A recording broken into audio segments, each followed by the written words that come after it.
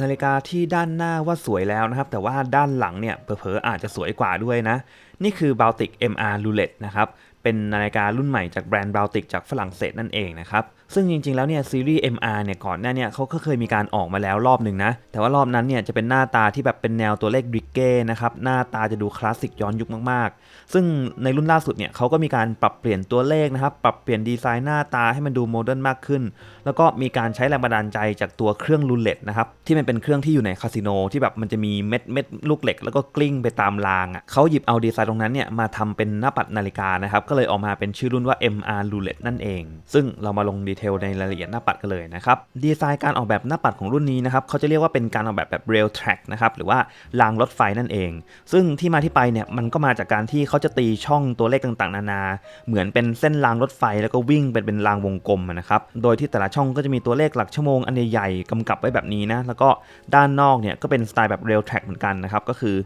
มีตัวเลข15 20 25 30ซึ่งเป็นดีไซน์ที่นาฬิกาสมัยก่อนใช้กันบ่อยมากนะเพื่อทำให้มันได้กลิ่นอายความคลาสสิกแล้วก็มีความสอดคล้องกับการเดินทางในยุคก่อนอะไรแบบนี้นะครับโดยที่ทาง Baltic เนี่ยเขาบอกว่าตัวฟอนต์ที่เราเห็นนะพวกเลข1 2 3เนี่ยเป็นฟอนต์แบบใหม่ที่ทาง Baltic เนี่ยพัฒนาขึ้นมาเองสำหรับแบรนด์เขาเท่านั้นนะครับดังนั้นเนี่ยมันก็เป็นฟอนต์แบบเฉพาะทางนะครับไม่ได้สามารถจะไปหาเจอได้ในนาฬิกายี่ห้ออื่นก็ถือว่าเป็นความพยายามในการดีไซน์ตัวเลขให้มันมีความแตกต่างกับนาฬิกาในตลาดนั่นเองนะครับส่วนด้านซ้ายตรงนี้จะเป็นเข็มวินาทีหลักของเรือนี้นะก็จะเป็นสไตล์ small second ส่วนหน้าปัดเนี่ยจะเป็นสีดำเรียบๆเลยนะครับแล้วก็มีการเล่นเฉดเทาๆมีการเล่น texture ที่มันแตกต่างอยู่บ้างไอ้ตรงที่มันเป็นหลักชั่วโมงนะแต่ว่าโดยภาพรวมเนี่ยก็ค่อนข้างจะแบบไปทางดำๆเข้มๆอ่ะส่วนกระจกเนี่ยวัสดุเป็นแทนสไลท์นะครับแล้วก็ตัดแสงมาได้แบบกลางๆนะครับไม่ได้ตัดได้ดีมากอะไรนะแล้วก็ทรงกระจกเนี่ยจะเป็นทรงที่โดมขึ้นมามีความนูนขึ้นมาจากตัวขอบมากๆเลยแล้วก็ตัวขอบเบเซลเนี่ยสังเกตได้ว่ามันจะแบบเป็นการขัดด้านแล้วนะครับคือ MR รุ่นก่อนเนี่ยตัวขอบตรงเนี้ยมันจะเป็นการขัดเงาเลยซึ่งถ้าเกิดถามผมนะว่าระหว่างขัดเงาขัดด้านชอบอันไหนมากกว่ากันผมชอบขัดด้านมากกว่าเยอะเลยเพราะว่าเวลาขัดด้านมันเล่นแสงอ่ะมันจะไม่ได้ดูมืดอ่ะคือเวลามันเป็นส่วนขัดเงาเนี่ยด้วยความที่มันเรียบมากๆนะครับโดยส่วนมากเวลาเรามองอ่ะตอนที่มันเป็นขัดเงานะมันจะดูมืดมันจะดูแบบมีความดำๆมากๆเลยดูไม่ค่อยเงาเท่าไหร่แต่ว่าพอเป็นขัดด้านปั๊บเนี่ยไอตัวเหล็กด้านนอกเนี่ยตรงขอบเบเซลเรียบๆเนี่ยมันดูสว่างขึ้นมานะครับมันทำให้แบบนาฬิกาดูมีความตัดกับหน้าปัดด้านในไม่ได้แบบจมไปซะทีเดียวซึ่งไอตรงเนี้ยผมว่าส่วนตัวผมนะผมชอบมากกว่ารุ่นก่อนที่มันเป็นการขัดเงาตรงขอบนี้มากๆเลยนะครับรายละเอียดหน้าปัดก็ประมาณนี้นะครับเป็นดีไซน์ที่อ้างอิงมาจากรูเล็ตที่ผมว่าสวยดีนะดูลงตัวดีแล้วก็ไม่ค่อยซ้ำกับใครด้วยแต่ว่าหน้าปัดเนี่ยไม่มีรูมาให้นะครับอันนี้ในที่มืดอาจจะต้องแบบใช้อาศัยการหมุนหาจังหวะที่แสงมันชิ่งกับเข็มอะไรแบบเนี้ยสะท้อนเข้าตาเรานิดหน่อยอะไรประมาณนั้นนะครับซึ่งเข็มเนี่ยก็ถือว่ามีมุมที่แบบโอเคนะมันแบบเป็นสไตล์ Dolphin Hand ที่ตัดเหลี่ยมมุมมาดีแล้วก็เวลาเจอแสงไปมาเนี่ยมันก็เห็นความเงาเห็นความประกายเห็นรูปทรงของเข็มที่สวยดีนะส่วนลักษณะตัวเคสเนี่ยก็จะมาแนวสไตล์แบบขัดด้านทั้งหมดเลยนะคือเรือนเนี้ยจะเน้นขัดด้านเป็นส่วนใหญ่นะครับมีขัดเงาแค่ข้างๆตรงนี้ซึ่งเรามองไม่ค่อยเห็นอยู่ละว่าไอ้เส้นตรงเนี้ยมันขัดเงามาเวลาเรามองเนี่ยมันจะเป็นแบบอย่างเงี้ยขัดด้านเกือบทั้งหมดเลยนะครับแล้วก็ทรงเคสจะมาแนวขาเรียวๆยาวๆดูคลาสสิกดูย้อนยุคมากๆแล้วก็ขาลักเนี่ยมีความโค้งลงมาดูอ่อนช้อยมากนะครับอันนี้สวยเลยนะครับแล้วก็หนึ่งในไฮไลท์ของเรือนนี้แน่นอนว่าเป็นตัวเครื่องนั่นเองนะคือในการรุ่นนี้เนี่ยเขาใช้เครื่องของจีนนะครับเป็นเครื่องแบบไมโครโรเตอร์ก็คือโรเตอร์เนี่ยแทนที่มันจะอยู่ตรงจุดศูนย์กลางแล้วก็อันใหญ่ๆใช่ไหมครับเขาใช้แบบเป็นอันเล็กๆแบบนี้เลยซึ่งมันก็จะไม่หมดบังตัวเครื่องแล้วก็ทำให้เราเนี่ยมองเห็นรายละเอียดดีเทลการขัดลายต่างๆนานามาได้อย่างชัดเจนแล้วก็สวยงามนะแต่ว่าข้อเสียของไมโครโรเตอร์เนี่ยก็คือเวลามันหมุนน่ะมันจะขึ้นลานได้ช้านะครับคือเวลามันหมุนครบรอบนึงเนี่ยเหมือนแบบกำลังในการขึ้นลานมันจะแบบไม่เท่ากับตัวโรเตอร์ใหญ่ๆดังนั้นเนี่ยคนที่จะใส่ไมโครโรเตอร์เนี่ยอาจจะต้องเน้นการใส่ใช้งานที่มันบ่อยมากกว่าคนใส่นาฬิกาที่โรเตอร์ขนาดเท่ากับปกติทั่วไปนะครับซึ่งอันเนี้ยเป็นจุดที่ไม่ว่าจะแบรนด์ถูกแบรนด์แพงถ้าเกิดทำเป็นไมโครโรเตอร์นะ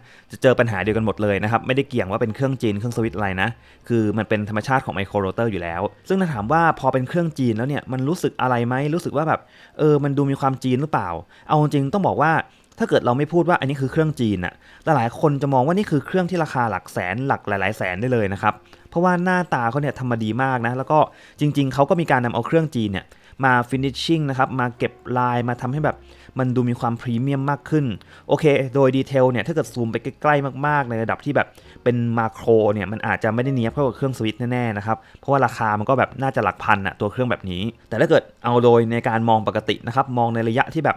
เรามองด้วยสายตาเราอย่างเงี้ย คือยังไงก็ดูสวยนะครับคือประทับใจแน่นอนนะใครที่กำลังมองหาตัวเครื่องสวยๆที่แบบเห็นแล้วดึงดูดสายตามากๆในงบประมาณเบาๆตัวเครื่องแบบนี้ก็ถือว่าตอบโจทย์ได้ดีมากๆเลยนะครับแล้วก็เปิดมาแบบเต็มแผ่นหลังเลยคือสังเกตดูว่าเรือนเนี้ยไม่มีการลงสเปคหรืออะไรใดๆไปบอกไว้เลยนะครับเพราะว่าไม่มีที่แล้วนะครับขอบก็มาเล็กๆเลยแล้วก็ไม่สามารถลงข้อความอะไรได้ทั้งนั้นก็เปิดโชว์เครื่องมาแบบนี้แล้วก็ข้อความทั้งหลายเนี่ยเอามาลงตรงนี้แทนนะครับแต่ว่าก็ไม่ได้มีอะไรเป็นแค่รหัสเครื่องเป็นความถี่แล้วก็มีการบอกไปนิดหน่อยว่าตั้งค่ายังไงมาอะไรประมาณแบบนี้นะครับซึ่งสเปคต่างๆนานาเนี่ยเขาก็มีบอกไว้บนเว็บไซต์นะครับสำหรับสำรองพลังงานได้42ชั่วโมงแล้วก็กันน้ำเนี่ยอยู่ที่30เมตรหรือว่า3 ATM ก็ไม่ได้เยอะมากนะคือเรียกว่ากันน้ำกระเซ็นกันละอองน้ำได้นิดหน่อยเท่านั้นเองนะครับส่วนขนาดเคสไซส์เนี่ยเป็นไซส์ที่ดีมากนะอยู่ที่36มิลเท่านั้นความหนาอยู่ที่10.2มิลส่วนลักชูลักอยู่ที่43.6มิลนะครับน้ำหนักชั่งออกมาอยู่ที่ประมาณ49กรัมส่วนตัวสายเนี่ยเป็นสายที่ดีมากนะคือ texture จะเป็นแบบแนวนูบักนะครับเป็นหนังที่คล้ายๆหนังกลับแต่ว่ามันจะมีความละเอียดกว่ามากๆแล้วก็ไอตัวนี้ไม่ค่อยทนเท่าไหร่นะครับคือหนังนูบักเนี่ย finishing มันจะดูแพงดูหรูหราดูแบบมีราคาแต่ว่าเจอน้ำทีนึงนี่ก็คือด่างเหมือนกันนะดังนั้นก็อาจจะต้องระมัดระวังเรื่องการโดนน้ำกันแบบมากๆเลยนะครับคือถ้าเกิดจะใส่แบบไปล้างมืออะไรอย่างเงี้ยผมแนะนำว่าถอดเดือนเนี้ยไว้ข้างๆเลยอย่าให้โดนน้ำเด็ดขาดนะครับเพราะว่ากว่ามันจะแห้งกว่ามันจะแบบหายจ้ำเนี่ยใช้เวลาค่อนข้างจะนานนะเป็นหนังที่สวยจริงแต่ว่าในการดูแลเนี่ยต้องดูแลแบบเป็นพิเศษมากๆนะครับก็อาจจะไม่ค่อยทนกับน้ำเท่าไหร่ว่าก็ตามตรง